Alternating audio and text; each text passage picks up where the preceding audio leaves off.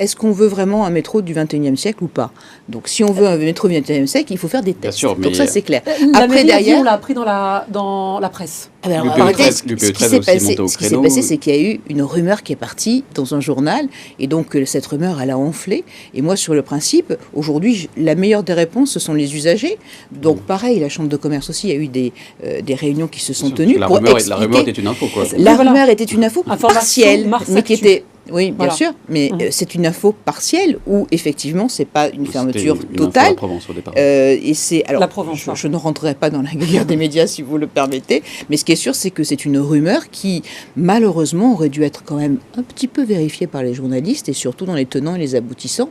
Et quand on explique les choses, on a même des usagers qui nous disent au contraire allez encore plus vite parce que nous on a envie de prendre un vrai métro qui sera climatisé, qui sera accessible aux personnes en situation de les usagers vont râler un petit peu aussi pour ceux qui prennent le métro après 21h30, même les restaurateurs, ceux qui ont des salles de cinéma. Bien sûr, donc, il y a 1,4%. Ils seront contents après sûrement, mais 2 ans c'est un peu long, quoi. Et oui, mais alors si ça pouvait être fait avec un coup de baguette magique, je l'aurais fait déjà. Est-ce qu'il y aura des bus alors? Est-ce qu'il y aura des bus? Alors, c'est 1,4% des usagers qui utilisent les transports en commun, mais alors dans la totalité, 1,4% du lundi au dimanche. Donc là, ça va être encore moins puisque ça sera simplement du lundi au jeudi.